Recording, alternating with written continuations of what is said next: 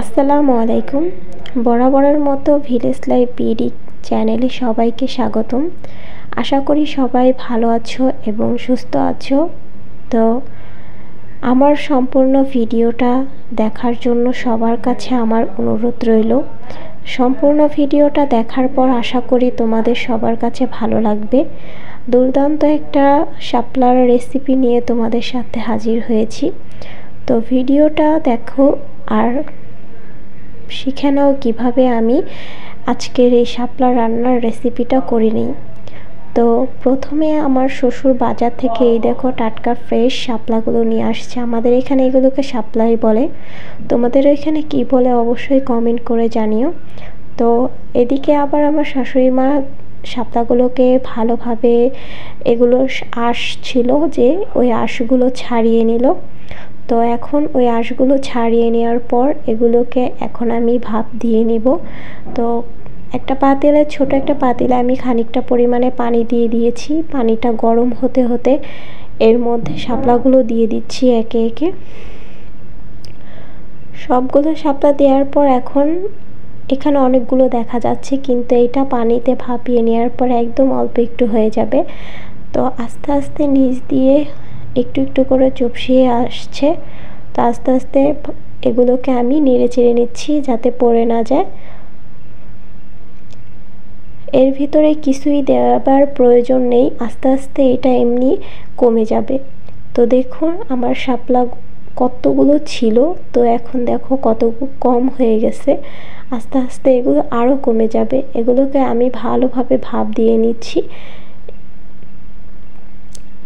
অনেকে এই শাপলাগুলোকে ভাপ দিয়ে না রান্না করেও খায়, আবার অনেকে ভাপ দিয়ে পানিটাকে ফেলে দেয়। এভাবেও রান্না করা যায়, অন্যভাবেও রান্না করা যায়। তো আমরা এভাবেই করি, এটাতেই খেতে অনেক মজা লাগে আর সবাই এভাবে রান্না করলেই খেতে পছন্দ করে। ভাপ দিয়ে পানিটাকে আমি ফালাই দিয়েছি। তো এখন হচ্ছে ওই শাপলার মধ্যে আমি এখন দিয়ে দিব হচ্ছে কাঁচামরিচ, খানিকটা পরিমাণ কাঁচামরিচ দিয়ে দিলাম। এর মধ্যে এখন একে একে সব মশলাগুলো দিয়ে দিব। পরিমাণ মতো লবণ দিয়ে দিলাম।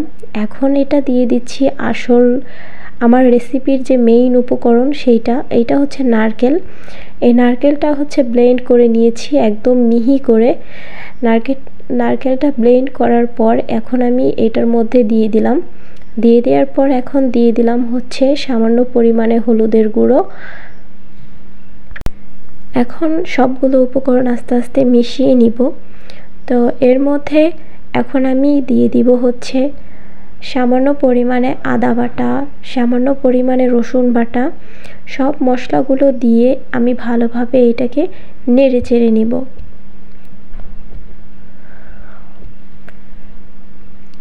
ভালোভাবে নেড়ে চেড়ে নিচ্ছি। অবশ্যই চুলার আঁচটা একদম বাড়িয়ে রাখবেন, আমরা মাটির চুলায় রান্না করি, তো যার জন্য হচ্ছে চুলার আঁচটা এমনি অনেক বাড়তি থাকে। তো আস্তে আস্তে আমি সব পানিটাকে টানিয়ে নিব যাতে একটুও পানি না থাকে। তো সব পানি টানানো শেষ হলে আমি এটাকে নামিয়ে নিয়েছি। তো নামিয়ে নেওয়ার পরে এখন এটাকে বাগার দিয়ে দিব।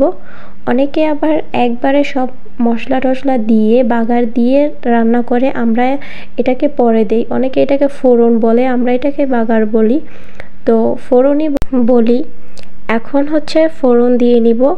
তো ফোড়ন দিয়ে নেওয়ার জন্য সব বেরেস্তার মতো করে পেঁয়াজগুলোকে ভেজে নেওয়া হলো। তারপরে এর মধ্যে দিয়ে দেওয়া হচ্ছে গোটা কয়েক জিরা, কাঁচা জিরা। এটা আপনাদের পছন্দ অনুযায়ী দিয়ে দিবেন, এটা দিলেও হবে, না দিলেও সমস্যা নেই, এটা স্কিপ করতে পারেন। তো এখন হচ্ছে ওই একদম কষিয়ে রাখা শাপলাগুলো দিয়ে দেওয়া হলো। তো ওগুলো দিয়ে দেওয়ার পরে এখন হচ্ছে ভালোভাবে এটাকে নেড়ে চেড়ে নিচ্ছে। ভালোভাবে এটাকে নেড়ে চেড়ে নিতে হবে, একটু যাতে পানি পানি না থাকে, ভিজা ভিজা না থাকে, একদম পানিটা টানিয়ে নিতে হবে। এখন চুলার আঁচটা একদম কমিয়ে রাখতে হবে। আমাদের মাটির চুলার আঁচ তো একটু বাড়তি থাকে, আর যদি গ্যাসের চুলায় রান্না করেন তখন একদম লো আছে, তখন এভাবে চুলার উপরে রেখে দিবেন। তো অলরেডি আমার শাপলা রান্না হয়ে গেছে। তো দেখতেই পাচ্ছেন কালারটা যে সুন্দর আসছে, খেতে দারুণ মজাদার হয়েছে। তো আমি আর দেরি করতে পারলাম না, ভাত নিয়ে নিলাম। তো খানিকটা পরিমাণে শাপলাও নিয়ে নিলাম। তো দেখুন আমার তো দেখেই জিভে জল চলে আসতেছে। তো এভাবে খেয়ে নিলাম। তো এভাবে রান্না করলে প্লেটের ভাত নিমিষেই শেষ হয়ে যাবে। একবার ট্রাই করে দেখবেন নারকেল দিয়ে এইভাবে শাপলা রান্না। তো ভিডিওটি সবার কাছে ভালো লাগলে অবশ্যই আমার চ্যানেলটা সাবস্ক্রাইব করে দিবা এবং লাইক কমেন্ট করো, শেয়ার করো। আজকের মতে আর ভিডিওটা কন্টিনিউ করব না, আর কথা বাড়াবো না। তো সবাই ভালো থেকো। আল্লাহ হাফেজ।